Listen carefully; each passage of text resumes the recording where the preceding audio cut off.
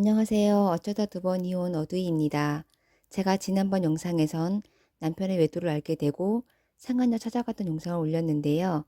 오늘은 제가 집 나간 남편을 만나서 어떻게 대처했는지와 상간녀 위자료 청구 소송을 어떻게 진행했고 제출했던 증거들을 위주로 영상을 찍어볼까 합니다.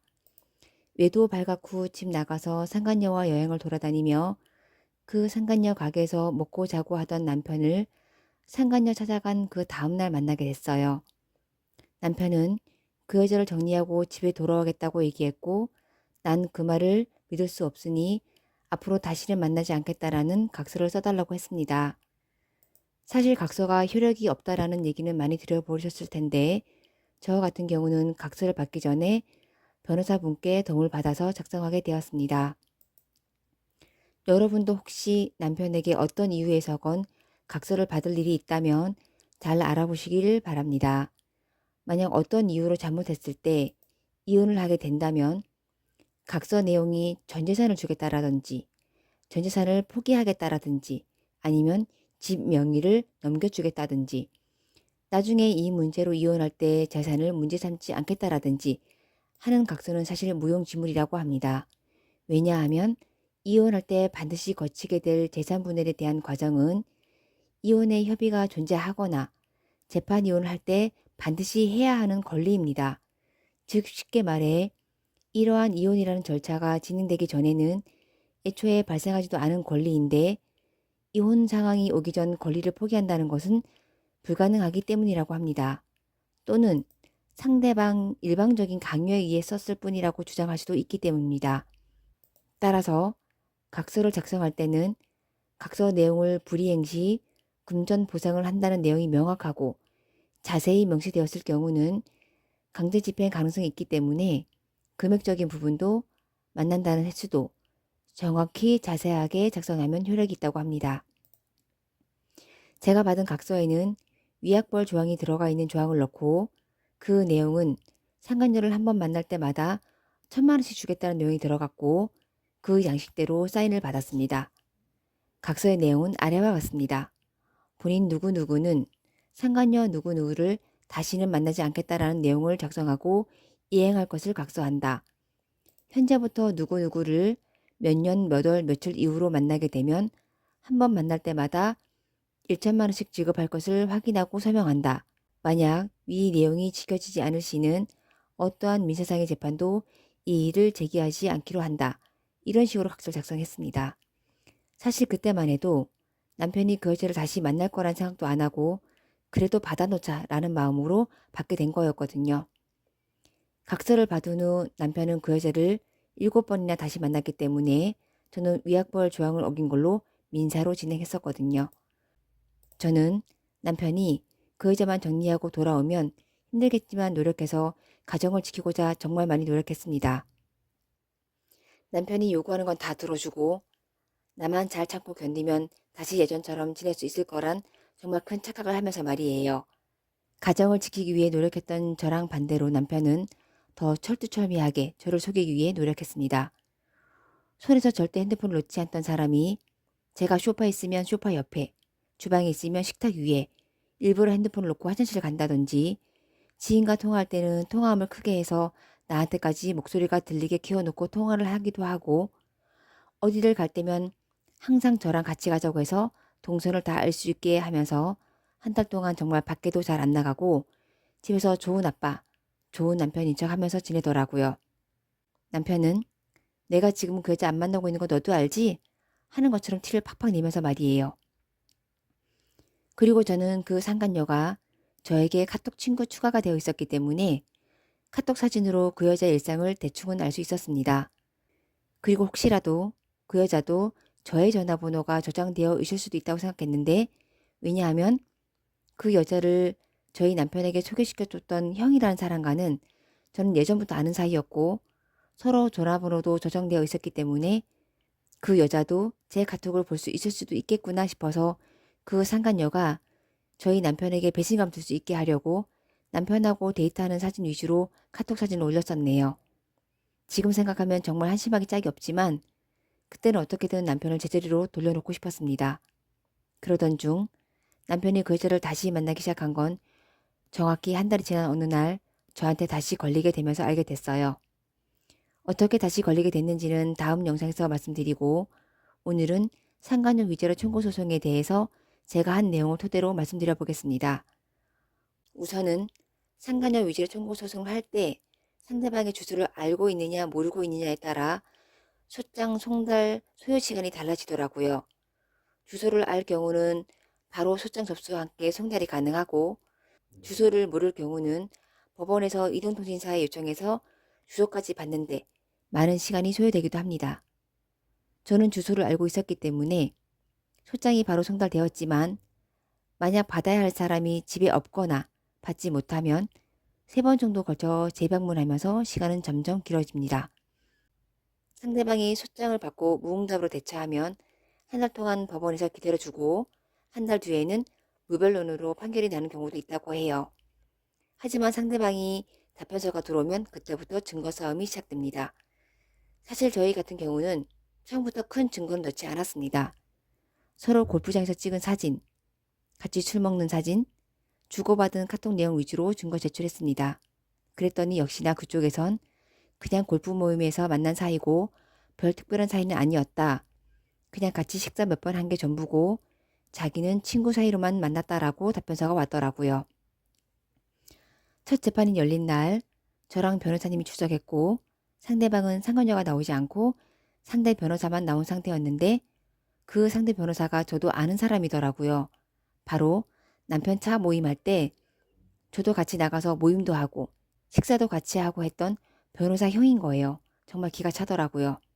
둘 다 창피한 걸 모르는 건지 아니면 친구 사이라고 우기면 제가 그런가 보다 할 줄 알았던 건지. 첫 재판에서 판사님이 피고 측은 외도사실을 인정합니까? 라고 한 말씀 했더니 상대 변호사가 먼저 이렇게 얘기하는 거예요. 저희 의뢰인은 옹고의 남편과는 식사 몇 번 한 게 다고 골프 모임에서 만난 사이입니다. 하지만 저희 의뢰인이 소장을 받고 나서 엄청 큰 충격을 받은 상태라 원만한 합의를 요청하는 바입니다. 이렇게요. 그랬더니 판사님이 아니 친구 사이고 식사 몇 번 한 게 다라면서요. 그런데 면 합의를 요청합니까? 그랬더니 그 변호사가 아니 그게 아니고 하면서 버벅버벅. 전 변호사도 아니고 그런 자리는 처음 가보지만 제가 듣기에도 정말 어불성설이더라고요. 그랬더니 판사님이 그럼 피고는 얼마의 합의를 하시려고 합니까? 했더니 그게 좀 그러면서 다시 버벅버벅. 골프 모임에서 식사 몇 번 하고 친구 사이라면서 피고 측이 먼저 원만한 합의를 요청하는 건 법적으로 아무것도 모르는 제가 들었을 때도 뭐지? 라는 생각이 들었습니다. 그랬더니 판사님이 우리 쪽을 보시면서 원고 측 증거 더 들어올 거 있습니까? 하시길래 저희 변호사님은 네, 더 있습니다. 하는 순간 제가 상대 변호사 얼굴을 봤는데 완전 멋있은 얼굴을 하고 있더라고요. 그렇게 재판은 다음으로 연기됐고 우린 다음번에 빼박 증거까지는 아니지만 다른 증거가 들어가게 되었고 판사님은 다음 재판에 그 증거를 보자마자 큰 소리로 호통을 치시더라고요. 재판 중인 상태에서 제 남편과 그 여자가 골프를 갔고 휴게소에서 들려서 음료 마시면서 둘이 껴안고 머리 쓰다듬어 주고 하는 게 증거로 들어갔었거든요.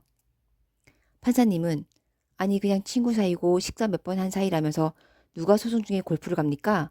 하시면서 큰 소리를 나무라셨는데 아마 판사님은 그 무엇보다도 재판 중인데 그렇게 행동한 게 제일 화가 나신 것 같더라고요. 그리고 저희가 제출했던 증거들은 남편이 그 여자한테 사줬던 선물 카드 내역서와 호텔 다녔던 카드 내역, 그리고 그 여자 가게 근처에서 사용했던 카드 내역들. 사실 이런 건 꼭 그 상간녀를 같이 했다고 보기 어렵다곤 하지만 그래도 제출했습니다. 그리고 여행 갔을 때 그 여자가 카톡에 올렸던 사진들 캡처했고요. 지난번 영상에서 상간녀 찾아가서 받아냈던 안 만나겠다라는 녹음 파일, 그리고 골프 가면서 찍혔던 불박 영상들과 제가 직접 차로 미행하면서 아침 출근시켜주는 장면들까지 다 정리해서 제출했습니다. 집에서 5분 거리에 살고 있는 터라 미행하기는 정말 쉬웠습니다. 아는 친구한테 부탁해서 친구가 운전하고 제가 옆에서 핸드폰으로 동영상을 찍었거든요. 둘이 손잡고 다니고 뽀뽀도 하기도 하고 같이 밥 먹으러 다니기도 하면서 한밤중에 한강도 같이 가는 거 전부 다 동영상으로 제출했습니다. 본인이 직접 미행해서 찍은 사진은 불법이 아니고 통화 녹음도 제3자끼리 통화 녹음은 불법이지만 내가 직접 말하면서 한 녹음은 불법이 아니라고 합니다. 떼박 증거가 없을 땐 최대한 둘이 붙어 다니는 모습을 제출하는 게 좋다고 해서 일주일 동안 정말 열심히 쫓아다녔습니다. 제가 상관녀 유죄로 청구 소송을 하고 나서 판결을 받는 데까지는 정확히 8개월 정도 걸렸습니다. 재판 3번 정도 하고 판결을 받았거든요. 판결은 위자료 2천만 원과 함께 소송 비용 전액 피고가 부담하라는 판결이었습니다. 사실 상간녀 위자료 청구 소송은 이혼을 하면서 진행하느냐, 이혼을 하지 않고 위자료 청구 소송만 하느냐에 따라 판결 금액은 조금 달라진다고 합니다. 사실 외도를 알게 된 배우자 입장에선 돈의 액수가 중요한 건 절대 아닙니다. 저 역시 정신과 병원도 다니고 나쁜 생각도 여러 번 하면서 마음과 정신적 피해로는 보장받을 수 없는 금액이지만 그래도 열심히 증거 모아서 몇 달을 법적 소송에 매달리고 법원도 왔다 갔다 하면서 일부 승이라는 판결은 정말 많은 위로가 되는 건 사실입니다. 저희가 위자료 3천만 원을 청구했기 때문에 2천만 원의 승소는 전부 승이 아니고 일부 승으로 판결문을 받았습니다. 그리고 저 같은 경우는 이혼을 원하지 않았기 때문에 상간녀 위자료 청구 소송만 진행했습니다. 저는 이혼할 마음은 없었지만 뻔뻔한 그 여자의 거짓말은 꼭 밝혀야겠다고 생각했습니다. 또한 상간녀 위자료 청구 소송은 남편이 그 여자를 다시 만날 때마다 청구가 가능하다고 합니다. 다만 그 전에 사용했던 증거들은 쓸 수가 없고 새로운 증거들이 있어야 가능합니다. 여튼 판결문을 받고 2주 이내에 저랑 그 상간녀도 항소가 없었기 때문에 확정되었고 일주일 만에 남편이 그 판결금을 상간녀 변호사한테 전달했고 그 변호사가 우리 쪽 변호사에게 연락해서 저는 2천만 원과 이자를 포함한 금액을 받았습니다. 그 여자는 나중에 알고 보니 상간녀 위자료 청구 소장만 받아서 남편한테 전달했고 남편이 다 알아서 변호사 선임했고 위자료 금액까지 해결했더라고요. 뭐 다른 상간녀 위자료 청구 소송한 분들 얘기만 들어봐도 거의 90% 이상이 이 패턴대로 한다고 합니다. 그리고 나서 남편은 제가 얼마나 미웠겠어요. 티를 안 내려고 하는 모습이 더 티가 나고 화를 참는 게 눈에 보였지만 전 아무것도 모른 척 하면서 한 달을 지내던 어느 날 남편이 그 여자에게 꽃다발을 주고 모텔을 드나드는 걸 알게 되었습니다. 나 당신이 그 여자 다시 만나는 거 알고 있다. 그러니 그 여자 정리해라. 만약 다시 한번 내 입에서 이런 얘기가 나오게 되면 나도 이젠 더 이상 못 참는다. 라고 하자 남편은 자기한테 시간을 달라고 꼭 정리하겠다고 하더라고요. 하지만 남편은 계속 그 여자 만남을 몰래 이어갔고 저는 결국 이혼을 선택하게 되었습니다. 사실 제가 남편이 그 여자를 계속 만났기 때문에 이혼이라는 걸 결정했다기보다는 결정적인 남편의 통화 내용 때문에 더 이상 이 결혼 생활을 끌고 가지 말자라고 다짐하게 되었습니다. 다음 영상에선 제가 정말 세상에 태어나서 처음으로 내가 가지고 있는 돈이 없음을 그리고 비자금을 만들지 않았던 내 자신이 너무 한심했고 월세집 하나 구할 돈이 없었던 그때의 심정과 어떤 통화 내용 때문에 이혼 결정을 했는지에 대해 영상을 찍어 보겠습니다. 그리고 남편이 상간녀에게 보냈던 추하고 저질스러운 카톡 편지글과 상간녀에게 준 선물들은 어떤 것들이었는지와 그 상간녀가 남편에게 줬던 선물들에 대해서도 말씀드려 보겠습니다. 오늘 영상은 여기서 마무리하고 다음 영상에서 뵐게요. 감사합니다.